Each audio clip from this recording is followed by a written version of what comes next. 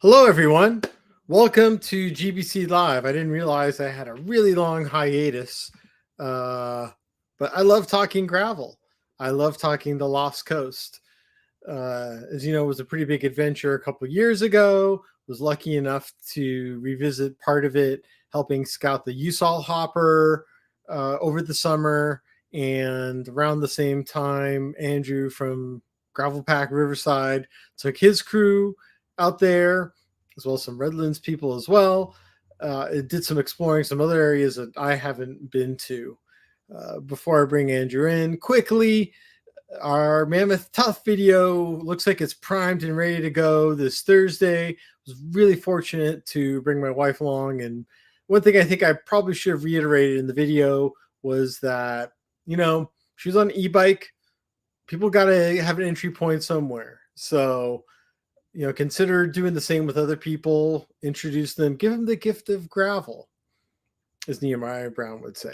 Anyways, let's bring in Andrew, and he's going to be on the ones and twos. So, how's it going, Andrew? Living the dream, living the dream. The gift of gravel. I dig that. Mm-hmm. So, I figured we could talk a little bit about Lost Coast, how I wanted to do it. I think all of us have those dreams, right? Those bucket list rides. I've been wanting to do it since 2012. So I was going to share my screen here and kind of go over that. So this is from that Lost Coast shot that most people know. And originally, we'll talk about plans versus reality. So I had this grand idea of doing this 113 mile, 14,000 foot climb. And I'm going to say right now, and I'm sure you can chime in. When you look at the numbers and the climbing, it looks like, oh, that makes sense. Like the numbers and the mileage, they seem okay. It doesn't seem so bad.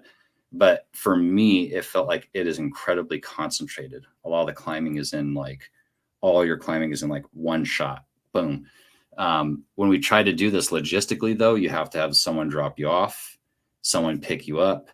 Your bike weighs way more than what it normally is. My biking stuff, when I do really big epic trips, gets up to 70 pounds. What was your bike at?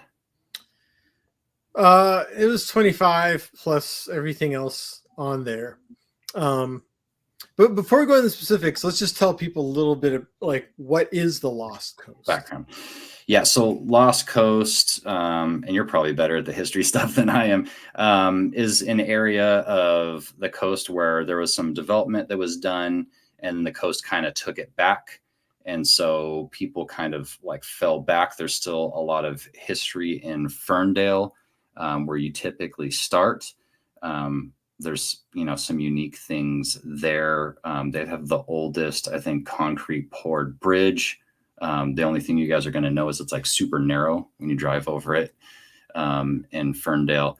And so it's about 100 miles, which is this little section that starts, like I said, in Ferndale, and it ends in the King Range National Conservation Area. So kind of Ferndale to Leggett is the full 100 miles. Did you want to add any cool history tidbits on that? Well, I mean, it's basically the one place where you can't build a road alongside. You can kind of get a little close. I know that first image you had up, that's the longest stretch along the beach. I think that's 5-7 miles that is along there, but still, because of property rights, I think there was only one home along this whole stretch. There's a couple a little further back, but really nothing there. And then kind of what's interesting is, if people could see the little bridge as the incline starts to happen, there is some other beach that I would love to look that's on the other side over there, Mattole Beach. But, it's very, very hard to reach the ocean in most places. You kind of from Ferndale to where the one kind of pokes out, it's just really steep along the coastline. There's very few beach spots, and so you kind of you understand this geometry that it's basically you're going to be 800 feet above the ocean within probably about a third of a mile of it. It's just really, it's geography unlike anything else, even definitely more treacherous than Big Sur, which is why we don't see anything. Yeah, and I this shot for those of you guys that are watching, like I cannot even describe. Like you don't see a whole lot of people. This is all of my group. I went with Mark Friss of Wheel Tales that was kind of running this as a pretty inexpensive tour. It's the first time I've ever done anything like that. And there was like, you don't see hardly anybody. In fact, there was a ginormous chow that just started chasing after us right after I took this picture. Nobody knew where I was from. There's a car there. And just off, like kind of in the middle of this shot, this little tiny notch right here, you can literally pull off your bike and then you're right on the beach. And then there's this little other thing that Zach's referring to, that this actually gets you on like a dirt road out this way. And I don't know if that's accessible to bikes or not, or how that's supposed to. I think so. But what's interesting is a little bit further past there is the Punta Gorda Lighthouse. And that I don't think has a road to it. I think you have to basically hike along the beach. So it's been abandoned for a while. Yeah, I don't have to pull up the website a little bit later, and we can, because this is just a static image, we can kind of go through that. Because I think some of this here is going through the dirt that we didn't take. We had a couple of road bikes with us, and so we had, split it up. Well, Mark had split this up, and like, this is what you're going to get. And so for those of you guys watching, here's what I'm talking about. Like 69 miles, 6,600 feet. That's that 1,000 to 10 mile range, right? So you're like, oh, it's not so bad. When you look at the numbers, that's more like 6,000 feet and under 30 miles though, because those are loops. So I would recommend, I don't like, no matter what you do, I think Lost Coast is worth doing if you got the legs. But if you do like a car camping option, and all of us have gravel bikes, and you can kind of just like, you and a buddy get in a car, go up to Lost Coast and like ride around and do loops. That's a pretty cool way of doing it. And then you can kind of bail, because we did not do these kind of numbers.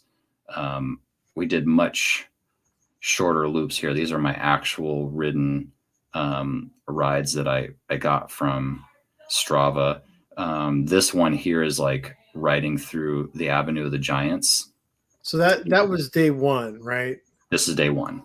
Okay. Yes. And that is Mattole. Is it Mattole Road that kind of crests up there, or Yeah. I'm trying to remember the name. I know it used to be part of a road ride. I think it's the Lighthouse Century. It was like a 100-mile ride, and apparently, from what Mig from Grasshopper Series said, that they stopped doing it because the road just got too bad for road bikes, or part of the course. But I know that kind of like rides a crest, and so you went there all the way into the redwoods. Yeah, the Avenue of Giants, saw the immortal tree. I'm like trying to log into like all the things now. But yeah, so we did that just because I couldn't figure out a way to get all of us, because there's 3 of just my group, from the top of Ferndale all the way down and then picked up with all of our stuff. And it felt like this was like an easier way to do it. Did you who ended up picking you up? Did you end up getting picked up by family at the end, or how did you do it when you got picked up? Oh, I took a plane into Arcata, and then I biked down to Petaluma. So family met me in Petaluma. So the third day was no Lost Coast action, just riding along the coast, which was 140 miles in one day, which actually was my easiest day, believe it or not, even though I had days of 85 and 55. It tells you how treacherous the Lost Coast is. Yeah, when you guys are looking at the numbers, I would say make sure that when you're looking at those numbers,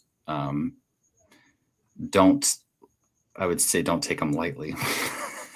Maybe that's the best way to put it. So yeah, we went from Ferndale through Rio Del.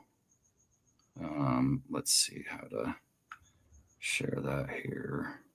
Got too many screens open. So let's remove this one.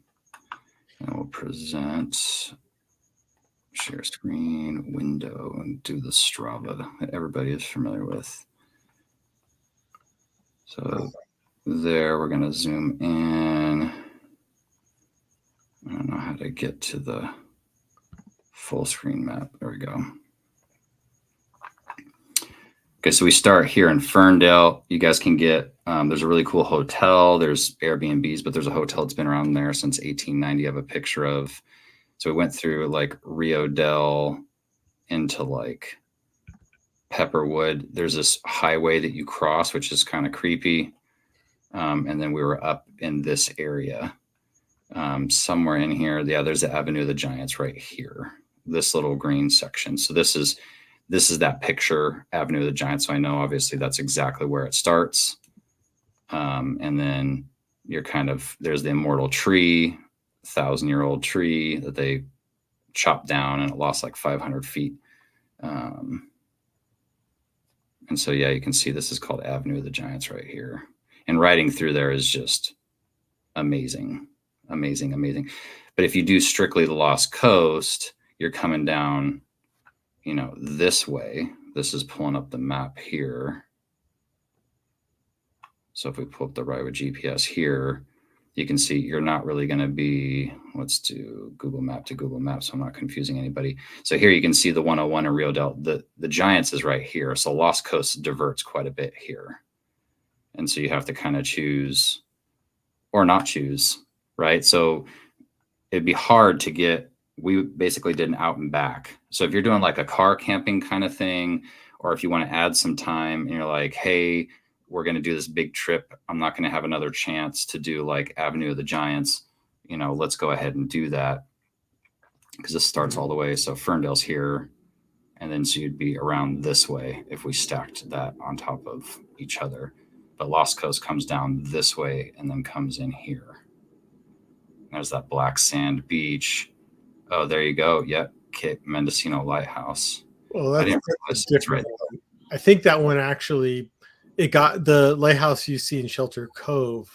I think that was it moved there, and I think this is a okay. So yeah. So if you guys have the legs for it, this is like black sand beach down here. When you go into Shelter Cove, and this one does, just know that it is a very, very steep climb. This little area. Oh, there you go. Punta Gorda Lighthouse and Seal Rock. So because we drove, me and Dave got to see the lighthouse. We'll get to a second, but it's like 1,500 feet of climbing in like 3 miles or something. They had other people do that, but they were so beat up and it was like kind of misty that we're the only ones that saw the lighthouse. It's really cool. And we're the only ones that saw the black sand beach too, because you don't know what your legs are going to do. And obviously if you're chilling down there for too long, you have another one that's like climbing up. So yeah. So I guess we had comments to the old lighthouse up at Gated. Okay. Yeah. I'm curious to like nose around there a little bit more, to go looking for these little knickknacks. Because what the interesting part to me is just how, there's tons of history in there, but it's just such a non-dense area that things get forgotten and roads degrade and access may not be as clean as it used to be.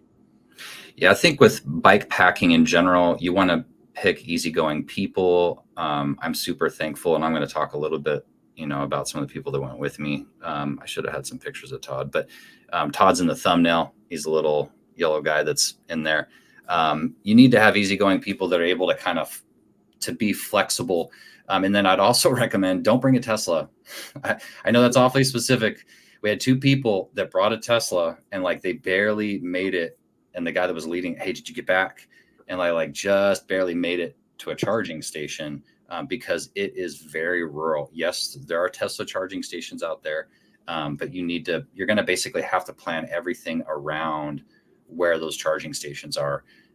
Because from these pictures and stuff, it looks like it's fairly urban and there's a lot of places to go. That's really deceiving. You have to really, really plan things out. But there's so much to see in this area. There's so much history. This particular hotel you'd think would be super expensive. When I was looking before this show, like it gets down to like $150 a night. So take that for what it is. There's a ton of campgrounds that are in these routes as well. And I'll try to have the, links and stuff posted. So the Immortal Trees there. It's also kind of a creative town. There's this house creative area that you can kind of walk through that was all donated, which is pretty cool. And then I think one of the big changes, Gravel Bike California has really helped with this, the rides and stuff. Like I come from a roadie background where it's like you're on, and I've done a couple of those recently. I still like that. It's kind of social, but I think most of you guys know it's your heart rate's up and then it stays there for 2, 3, 4 hours. And then when you're done, it can come back down. Gravel bike, in general, for me has been kind of like a slowing down.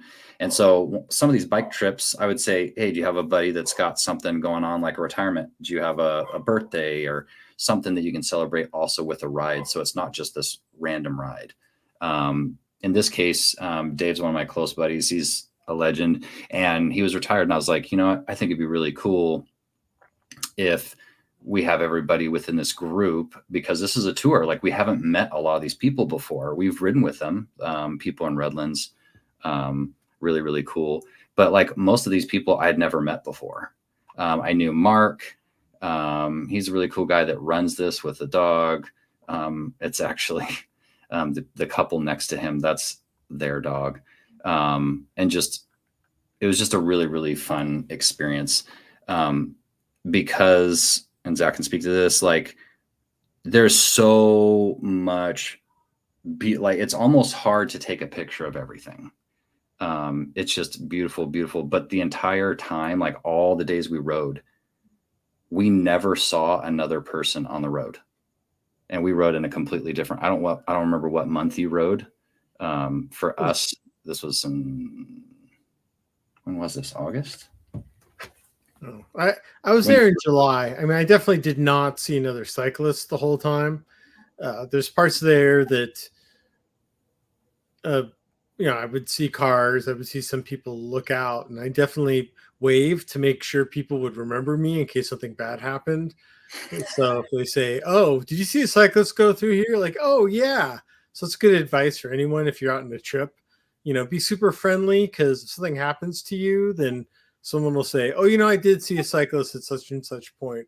If a deer, like in this picture, knocks you off the road, so they have an idea. Yeah, this deer is the same deer that almost did get hit while other people were riding, and it was like cars, bikes, and deer. And so you can imagine how all that, ended up working out. And Dave just got a really good picture of him because he was just posing for the camera for us. And then as far as that Shelter Cove, like there's so much to see there. Zach's got a little clip of the Black Sand Beach too. It's like, it is really, really crazy. When you get to the water's edge and it's hitting the rock, they look gray and it's like all these rocks about that big. But it's pitch black. It looks like tar is like landing on shore, but it's just the rocks getting wet. And then this lighthouse is the one they moved, and they have a whole plaque that shows how they like chopped it, moved it with a crane, and then set it here. And this is where most bikers, if you got the legs, you go down there and kind of check it out. And there's Seal Beach and all that stuff there too. Yeah. One thing I want to point out, the image you have of Black Sand Beach is like looking behind it, where basically that corner there of like where you see the landscape sticking out, that's probably like the northern edge, about where the Lost Coast begins to the north. That's probably about 50, 60 miles away. And it's interesting, if you kind of like flip to the other side of Shelter Cove, you almost have the same view where you've got just a big harbor, and then just way down there you see just it's almost like Game of Thrones, the wall. Yeah. And Yeah. you just walk down there. It's a very, very easy walk. I would say probably take your shoes off and just walk down barefoot. I think that's what Dave did. And I got my buddies giving me tips on this stream, by the way. So my name's Andrew, which Hugo, it says it right here in the name tag thing. Gravel Pack to give me tips. So this going down there, if you're really beat and you're doing like a loaded bike tour, and if you watch Zach's video too, the distances you have to do, they're really, really hard, even if you have really good gearing when your bike is weighted down. And then you may not have the time to like stop and check out some of these things. I would recommend you doing it. And if you're doing like a car camping stuff where you're like, I got a car, I got a gravel bike, let's go. Then you can do that and maybe stay at hotels, maybe stay at a campground where you don't need like really light tent and camping stuff. I have all that, but I like to go about once a month on a bike packing trip. I usually tell people try a hotel one first and see if you like that, where your bike has a little bit of stuff, some clothing and, some of those kind of things, charger, that kind of stuff, and try that for the first time. And that's typically what I do with my group. If I have someone, that's hasn't done a bike pack trip, I'm not going to say, hey, let's do the Fool's Loop in Arizona. It's 250 miles and it's brutal and beautiful. Lost Coast, you have options, but there is that dynamic where you feel like the climbing feels different. Like you're at sea level, so you would think it would be easier. But by the end of our 4-day trip, I was happy to see 14%. Like that felt like not that bad. And when I look at the numbers, they don't seem to match what my legs were telling me during this trip, which is 4 days, 4 rides for me. And there's a lot of, really, really cool options there. Did you want to add anything to that on the? Well, so you drove down to Shelter Cove and you camped there for the night. And we stayed at a campground. It was actually it was up. So we went down to meet everybody who biked down to see, hey, do you guys need a ride back up? Are you going to try to ride your bikes back up? Everybody. It was split 50-50. Half of them rode back up and half of them got in somebody else's car and rode up. Yeah, because I think that was probably one of my main notes, and it probably follows for the rest of the trip.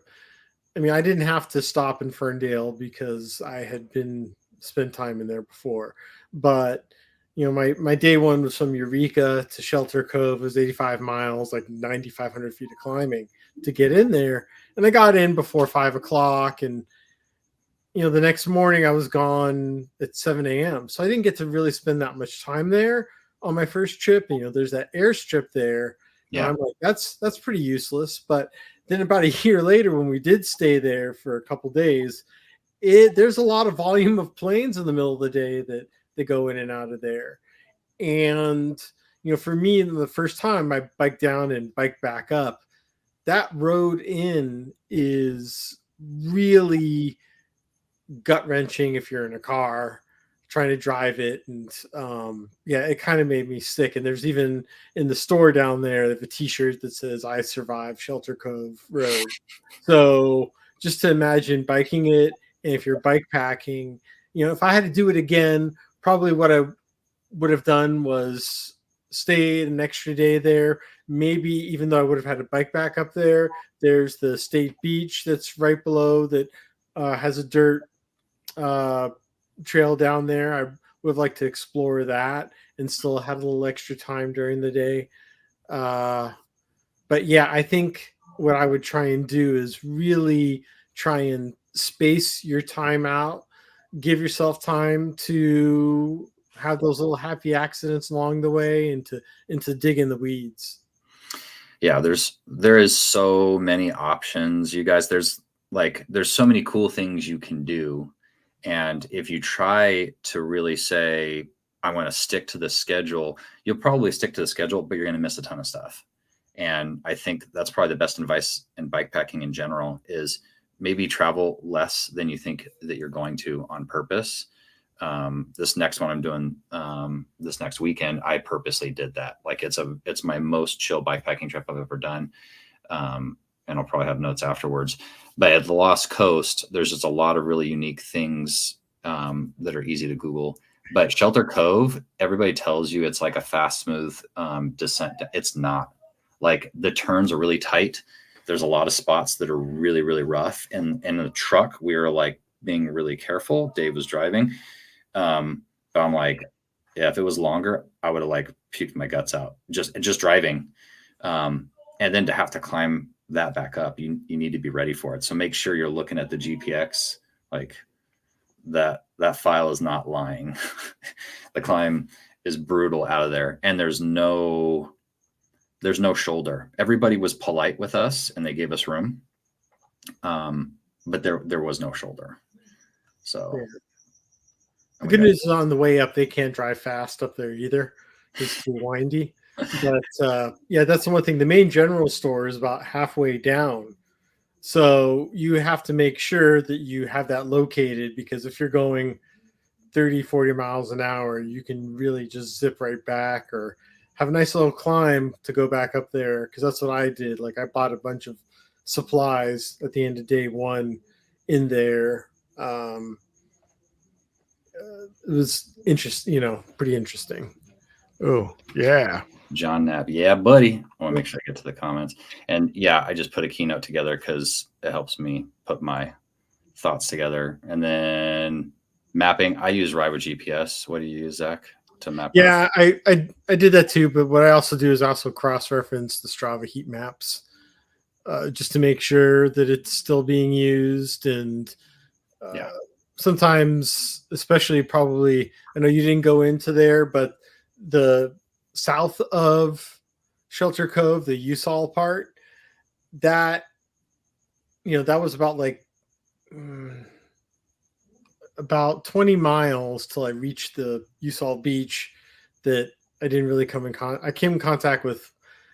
I probably was super lucky with one person along the way. I think that they were probably part of the forestry, but that area is super dense trees, totally different probably from most of the stuff you get north of Shelter Cove, or at least from that climb up from Honeydew in there. I think that once you're kind of south of Mattole River, it's really dense. No redwoods there. Yeah, we did that route was called like Honeydew to the Coast or something like that, but we did Usal Road. And since I've read like this blog post, he didn't mention they have it's like a brand new road on Usal when I did it in August of this year, and it was crazy fast, like scary fast.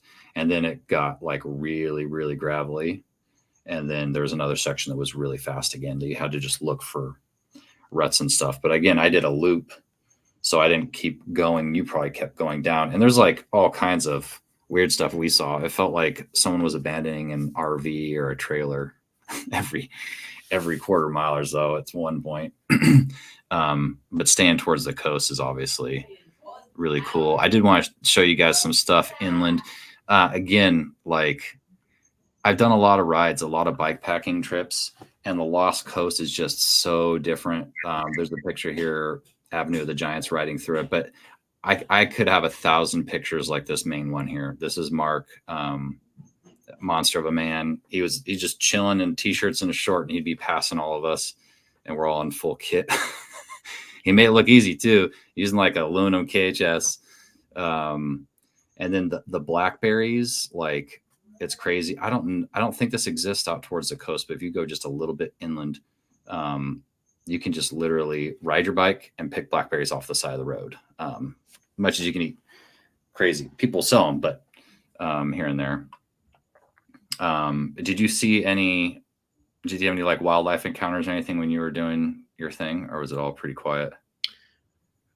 I was pretty quiet. Didn't run into any elk when I was doing the scouting ride with Mig. We did run into some wild pigs.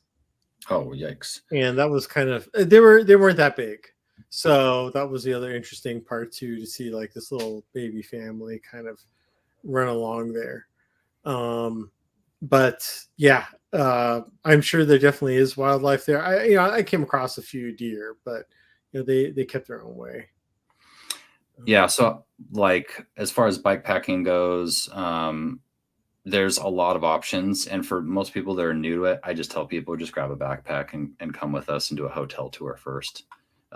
There's tons of stuff now out there. There's so many competing products out there. Tailfin makes some really good stuff. It's great, but it's pricey. Arkell makes good stuff, and just there's too many options to even mention within the scope of this show. And then how do you find squad to ride with? There's a ton of, like, I would say Gravel Bike California, if you put stuff on there, because most of the stuff I'm doing is in California or close to California. And utilize Train on almost all of like the Send It Urbans. You could probably do like Train, ride in, camp out somewhere, or stay at an Airbnb or a hotel, and then do one of the Send Its. Maybe that would be your first bike packing trip. You can put something out on the Gravel Bike California Facebook group, and that may be a good place to start. I did want to talk a little bit about food. So I think you're burning so many calories when you do gravel in general, but bike packing, that's bumped up quite a bit. Lost Coast Brewery is a place I would say you have to stop. Zach hasn't had good luck yet. It's always closed. Yeah. When you go, and if you go in August, you can kind of see that just behind us. You could probably even time it. They have a big aero show there. You just want to make sure that you get your accommodations and stuff squared away. Well, just so people know, Lost Coast Brewery is not along the Lost Coast. It is not. I guess I should mention that. In Eureka, but Eureka is just a large, definitely the largest Victorian town along the area. I think it's definitely the biggest town along the North Coast. Yeah, like that blog post said, that's where you have to fly in, and that from experience. Where you fly into Eureka and then head down. The 101, I drove. The Peg House is this really cool place. Never Don't Stop. And I'd say that's true. They have live entertainment. The food is really, really good. I forgot to talk about this at the Shelter Cove, the Jippo Gastro Pub. When you see Zach in the video and he's like super done and he's eating food, that's where he's at. And it's good. It's good food. They have this whole open area to eat. And it's a really cool vibe there. It was cool to like catch your breath there. And you'll need to, because you're going to have to climb back up that pretty steep. Well, I think it's only one of two places in Shelter Cove where you can grab dinner. And the interesting part too is because it's so remote, I think they also have trouble getting people to work there. They call itself as California's most remote brewery. We still have some beer left over from there, but yeah, you definitely, pro tip, get there when it opens, because I think everybody that's a visitor is going to try and get there pretty early. So just be patient, but it's got a great view. Very kid friendly, super good vibe. Yeah, it's just a really cool place to eat. So yeah, I think in general, if most people are doing the Gravel Bike California thing, and you have a bike, check it out. Do it in a car would be my suggestion. But if you want an epic bike packing trip, boy howdy, there's a lot of room there, and there's a lot of resources there. Did you do a full Lost Coast? Do you have like a full route at all, or? Yeah, I think like on the webpage, I have it split into the days that I was out there. Okay. So, I have it broken up. Basically my Lost Coast covered 2 days. So this is like day one, which 90 miles. I didn't know. Okay, 90 miles over 10,000 feet of climbing, and there's Ferndale that you had covered. Oh boy. And then I think I could pull up the second one.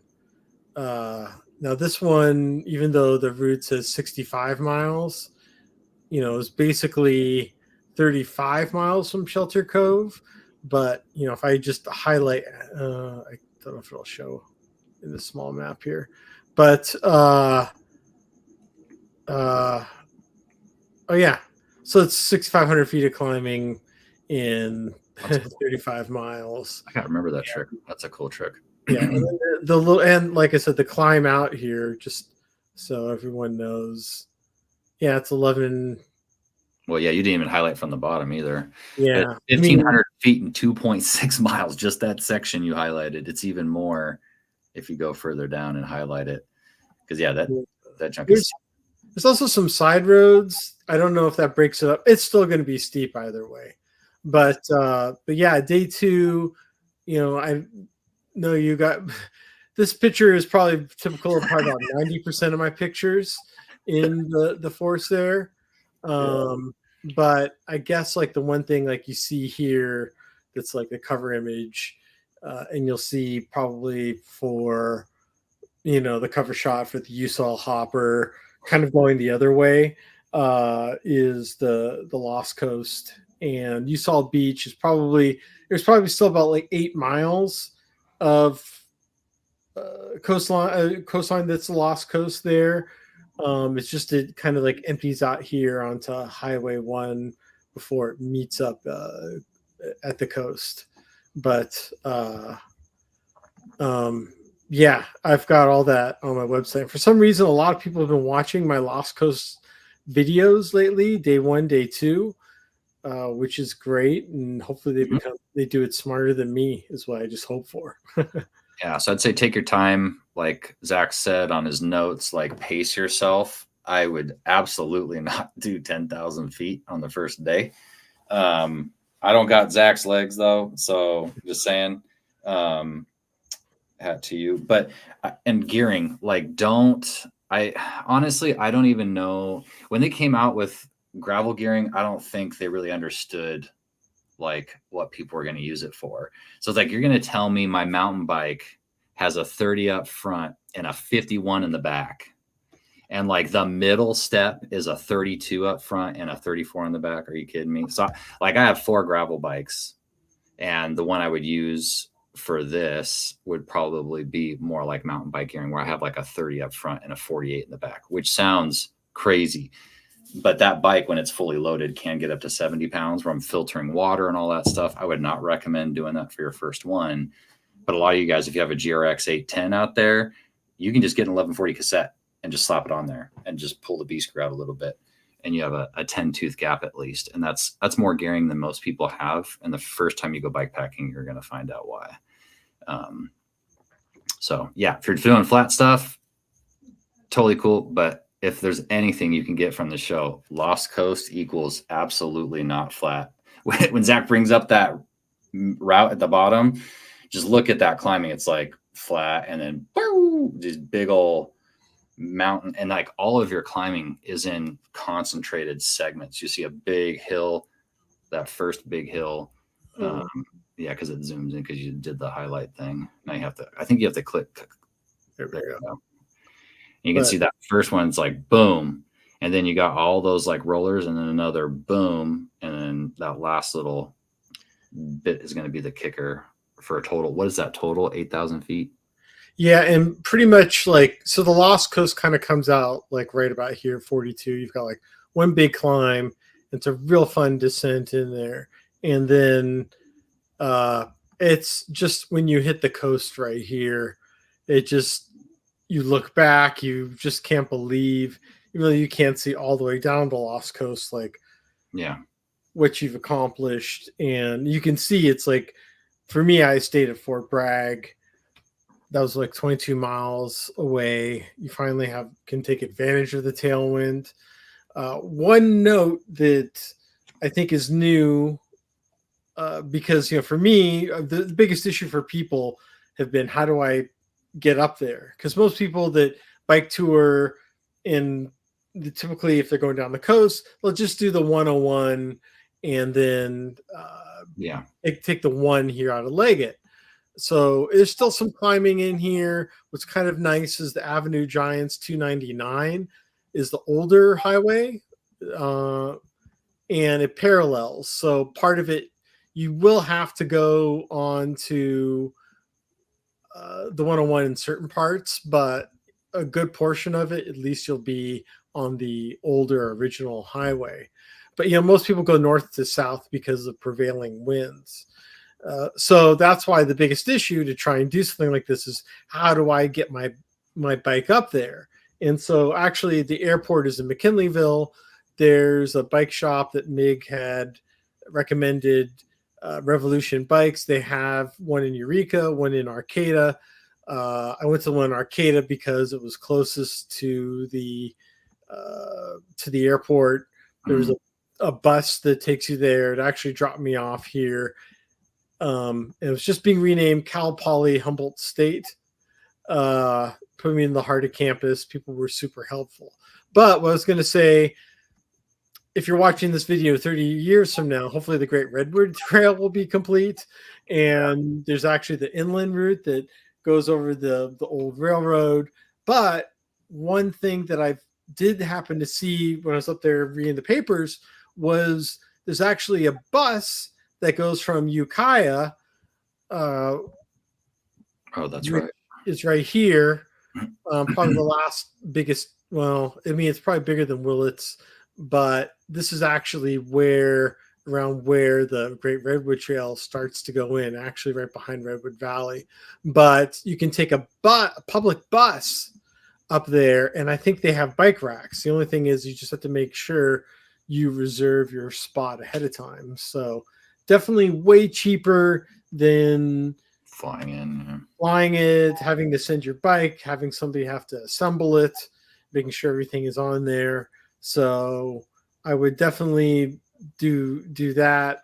If you are starting from the Bay Area, there's also the Smart Train, which now goes up to, I believe, Windsor. At some point, it should extend further north, I think up to Cloverdale.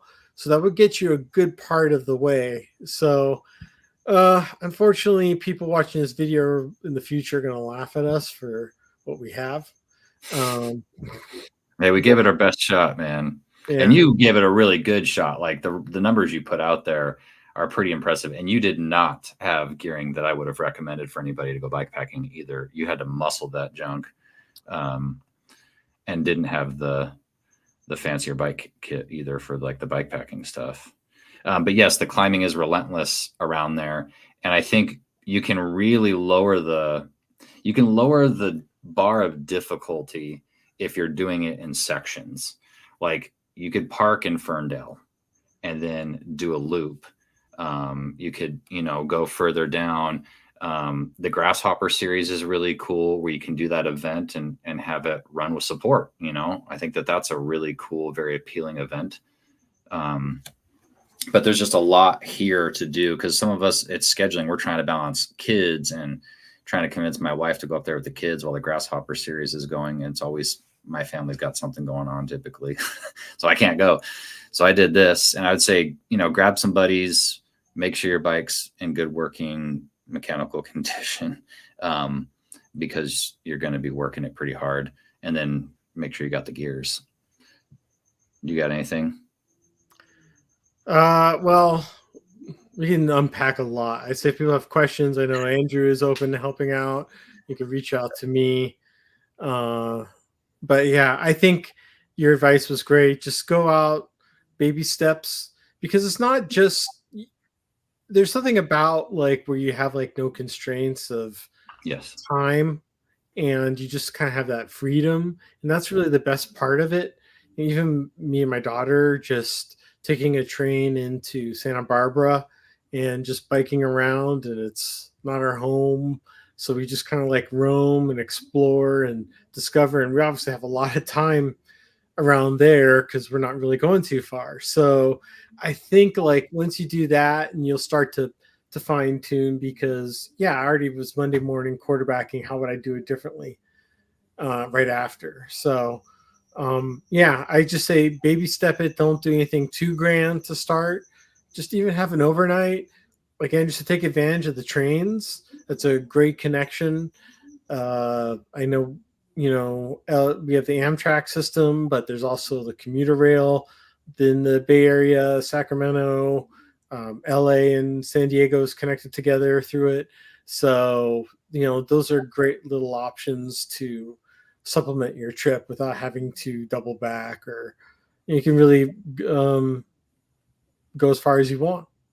Yeah, I'd say let this video inspire you, but also like use the Gravel Bike California stuff as a resource. Like I loved Zach's video on the Nike Tower. I'd never heard of it. I didn't know it existed. And so what I did was I would go into Ride with GPS, pick where you live or where you want to ride. So I go to Ride with GPS and I type in San Clemente, let's say.